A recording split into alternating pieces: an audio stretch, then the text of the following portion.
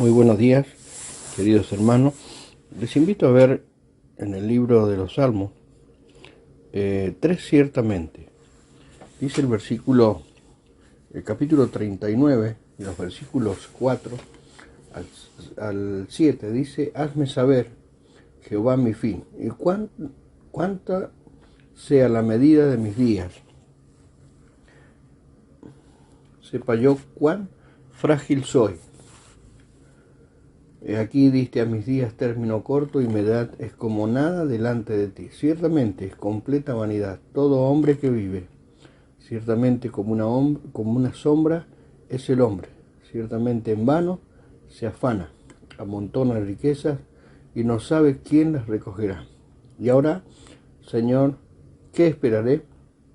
Mi esperanza está en ti.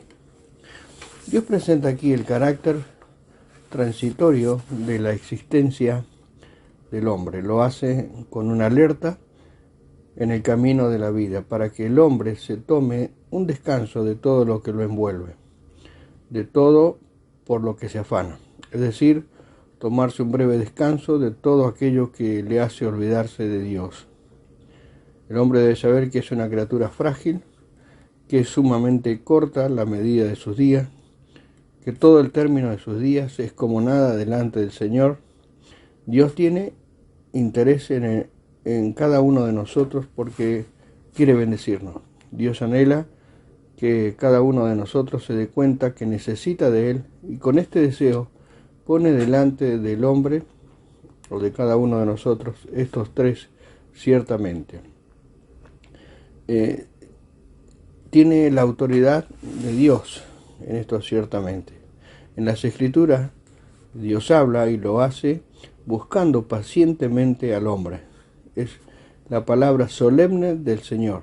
Es la palabra que avisa, que llama a la reflexión. Es la palabra que tiene poder para dar un flechazo al corazón, hasta que sangra con dolor y clamor y le lleva al despertamiento de su letargo espiritual. Porque la palabra de Dios es viva y eficaz y más cortante que toda espada de 2 filos, y discierne los pensamientos y las intenciones del corazón. Y todas las cosas están desnudas y abiertas a los ojos de aquel a quien tenemos que dar cuenta. En este capítulo dice: si oyereis hoy su voz, no endurezcáis vuestros corazones. Volviendo al pasaje, Dios dice primeramente: ciertamente es completa vanidad todo hombre que vive, en el versículo 5.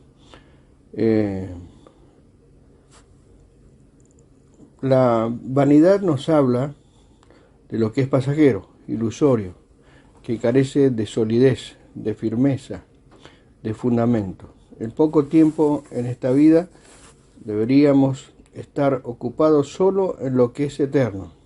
Dice el Señor: ¿por qué me llamáis Señor, Señor, y no hacéis lo que yo os digo? Todo aquel que viene a mí y oye mis palabras y las hace, os indicaré a quién es semejante. Semejante es al hombre que al edificar una casa cayó y ahondó y puso el fundamento sobre la roca. Y cuando vino una inundación, el río dio con ímpetu contra aquella casa, pero no la pudo mover porque estaba fundada sobre la roca. Allí lo tenemos en Lucas, el capítulo 6, 47 al 48. El salmista dice: diré a roca mía, diré a Dios roca mía. Pablo también está haciendo referencia a algunos incidentes del pueblo judío atravesando el desierto, recordando la provisión de comida y bebida que Dios había hecho para su pueblo. Dice: y todos comieron el mismo alimento espiritual, y todos bebieron la misma bebida espiritual, porque bebían de la roca espiritual que les seguía, y la roca era Cristo. Ahí lo tenemos en 1 Corintios 10, 3 al 4. Esto no es vanidad, pero el Señor sigue hablando de los 2 cimientos. Dice: mas el que oyó y no hizo semejante es al hombre que edificó una casa sobre la tierra, sin el fundamento, contra la cual el río dio con ímpetu, y luego cayó, y fue grande la ruina de aquella casa. Esto sí es vanidad, vanidad total. ciertamente es completa vanidad. Todo hombre vive, pero ¿cómo vive? Es el hombre que viviendo está muerto. La palabra nos dice que el hombre vive sin Dios, sin Cristo, sin esperanza en el mundo. Ese hombre es como una sombra. Ahora tenemos el segundo, ciertamente, como una sombra es el hombre, dice. La versión antigua traduce ciertamente en tinieblas anda el hombre. Esta es una expresión que revela más. Es más inquietante. Sombra. Habla de iluminación a medias. Un alumbrado incompleto produce sombras, tinieblas. Significa falta de luz. En la oscuridad de la noche, las tinieblas son totales. En su sentido figurado, tinieblas expresa ignorancia. Cuando el hombre vive ignorando a su Creador, está falto de luz, rechazando a su Salvador, está en incredulidad. Su alma, su espíritu, toda su vida interior está en tinieblas. El apóstol Pablo dice, estabais muertos, estabais lejos. En otro tiempo erais tinieblas. ¿Qué había sucedido? ¿Qué motivo había para hablar en ese tiempo pasado? Quienes recibieron la carta eran un grupo de creyentes y el apóstol les dice, vosotros, habiendo creído en él, fuisteis sellados con el Espíritu Santo. Por esta causa, no ceso de dar gracias por vosotros, para que el Padre de gloria os dé espíritu de sabiduría, alumbrando los ojos de vuestro entendimiento. Allí lo tenemos en Efesios 1, 13 al 18. El otro párrafo de la carta dice, ahora soy luz en el Señor, capítulo 5, versículo 8. El pueblo andaba en tinieblas y vio gran luz. Los que moraban en tierra de sombra de muerte, luz resplandeció sobre ellos, dice el profeta Isaías, capítulo 9, versículo 2. Y Juan registra las palabras del Señor, yo soy la luz del mundo, el que me sigue no andará en tinieblas, sino que tendrá la luz de la vida. Juan 8:12. Y este es el mensaje que hemos oído de él. Y os anunciamos, Dios es luz y no hay ninguna tinieblas en él. 1 Juan 1:5. Pero los hombres, dice, amaron más las tinieblas que la luz, porque todo aquel que hace lo malo aborrece la luz y no viene a la luz, para que sus obras no sean reprendidas. Juan 3:19 al 20. Es entonces cuando el hombre se autoconvence de que es fácil conformar a Dios y trata de comprar la buena voluntad de Dios para con él. Y cuando es así, Dios le dice, en tercer lugar, ciertamente en vano se afana, versículo 6. El que amontona riquezas y no sabe quién lo recogerá, esto es parte de la soberbia del hombre, del olvido que tiene de Dios. Porque el recuerdo que tiene de Dios es egoísta, porque tiene su interés tan solo en sí mismo. Ocuparse solamente en aquello que es transitorio. Pero en una infinidad de casos, la riqueza, que es solo un sueño de grandeza, con el que alimenta su ego personal, no le alcanza para hacerle salir de una vida mediocre y miserable. Y en ese estado de pobreza y abandono espiritual, el hombre pretende acordarse de Dios y se afana en hacer enorme sacrificio de cuidar una apariencia religiosa o en hacer la ofrenda de una buena acción, etc.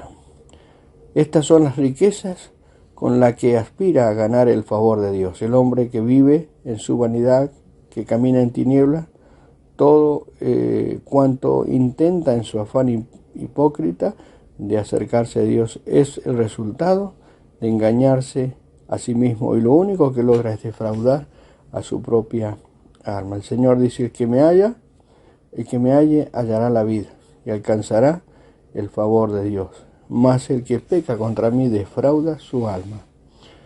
Proverbios 8, 35 y 36. Podemos hallar a Dios solo en su Hijo, aquel que ha sido hecho Señor y Cristo, y no hay otra manera. Hay un solo Dios y un solo mediador entre Dios y los hombres, Jesucristo hombre, el cual se dio a sí mismo el rescate por todos. En 1 Timoteo 2:5. Cuando tengamos a Cristo como nuestro Salvador, si es lo que tenemos, debemos aferrarnos con todas nuestras fuerzas para llevar una vida que al Señor y Salvador le agrade y le honre, y esto nos hará feliz, inmensamente feliz y esperanzado para la gloria de la eternidad. Para terminar, es hermoso y será de mucha bendición apreciar los pensamientos y sentimientos del salmista. Y dice, y ahora en el versículo 7, y ahora, Señor, ¿qué esperaré? El que espera en el Señor le rodea la misericordia. Lo dice allí en el Salmo 32:10. Está escrito, no hay justo, ni aun uno, no hay quien entienda, no hay quien busque a Dios, no hay quien haga lo bueno, no hay ni siquiera uno. No hay temor de Dios delante de sus ojos.